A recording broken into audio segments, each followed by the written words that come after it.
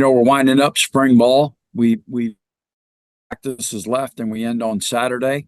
I've been real pleased. Guys are working hard. We're getting better. A lot of things being in your second year as a head coach, but second year as a whole staff and being around our players, things are obviously a lot smoother, a lot less craziness than it was a year ago. So it's been a lot of fun. You lose a three-time Sun Belt Player of the Year at the quarterback position, but how important was it for Ethan Vasco to get some experience at the end of the 2023 season? And then what development have you seen out of him so far this spring? Yeah, I mean, you always hate losing somebody like Grayson. Not only a great quarterback, but a great young man and leader. And he's done so much for Coastal Carolina. Will always be known and remembered here. And um, getting Ethan the opportunity to start in 3 to 4 games last year for us, invaluable. You can't put a price tag on what he was able to do. Had a lot of success and grew as a quarterback and is continuing that. Coach Trick has done a great job with him this spring.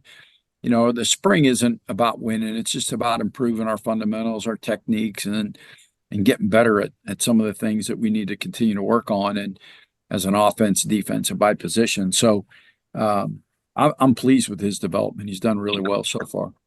Can you just talk about the quarterback general in quarterback battle in general this spring, and how do you come out of the spring and go into the fall? Do you have a number one? Do you have 4 people in contention? What do you have? Yeah, so right now we've been repping 4 guys. We've been repping Ethan Vasco, Noah Kim, Blake Boda, and DJ Moore. DJ, the freshman that enrolled early. So we've been repping all 4 of those guys. They all been rolling. There's been no specific, hey, you always go with the 1s and you always go with the 2s and you always go with the 3s. We just kind of rolling them and giving everybody opportunities, giving them all chances. And I don't believe we've made any decision on where we're going to be in the fall just yet. It's we've had 1 rain out and with 2 more to go. We've had 12 practices. It's hard to assess that in 12 practices. You see a lot of great things in them, all of them. They're all very talented, all have great arms.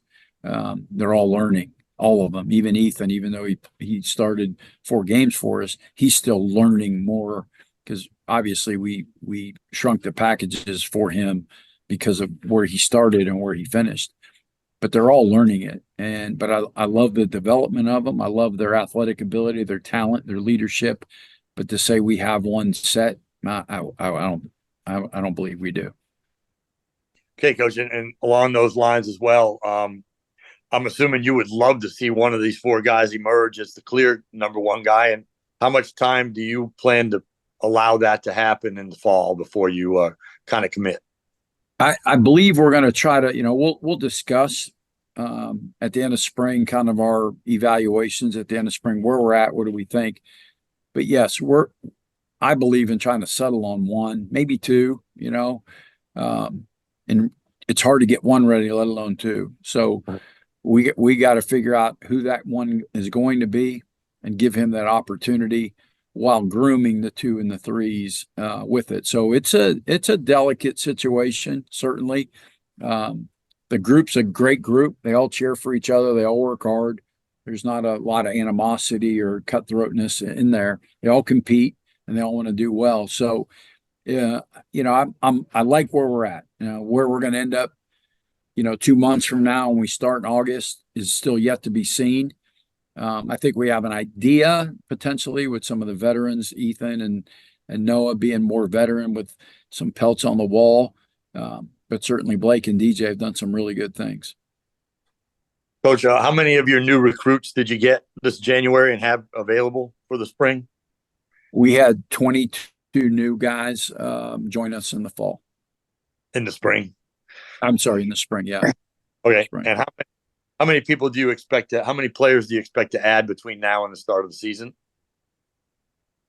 Well, if you count walk-ons too and the guys we've already signed, somewhere in the 30 to 35 more. All right. I was more talking about maybe who you're looking at. How many more new signees do you plan to have as essentially transfers, probably? Oh, I don't know. It's hard to tell. The portal opens on Tuesday. You'll have a lot of meetings next week to kind of get a feel where people are at, what they're thinking, and you'll have to make adjustments there. But we'll have Okay. some, I'm sure. I mean, everybody does. Are you coming out of spring fairly healthy? Did you lose anybody for the season next season? Dre Pinkney, we lost Dre, tore an ACL. He's the only guy that we've lost so far. I take that back. We lost Dre, we lost Max Balazar, running back, for the season as well. Yeah, those are the two guys that off the top of my head right now that I could think about that we've lost for the season. You know, it's been a weird spring. You football season now has become all year, right? They train in June, they train in July, you start in August, you get done in December, you're back at school in February training, your March spring ball. And so what happens is, when do guys get a chance to recover? When do they get a chance to heal from previous injuries or whatever? Sometimes during a season, the guy plays hurt. You know, he plays with something that needs to be repaired, and you just tape it up or brace it or cast it, whatever it may be. So this off season, we had quite a few guys get repairs done from the season, right? We're fixing them up, and they missed spring ball. We probably had 10 to 12 guys like that didn't go through spring ball, that went through recovery. Nothing major, you know, it's a broken, you know, hand here or something, you know, it's all stuff that they played the season with and can play with and will play with. But it was a time, the opportunity to fix them and heal them. So you know, it was interesting. We started banged up and had some guys get banged up during it as well. Yeah, Coach, just you want any players in particular do anything this spring that have you excited about what they may be able to do for you in the upcoming season? You know, I mean, I thought, you know, it's interesting.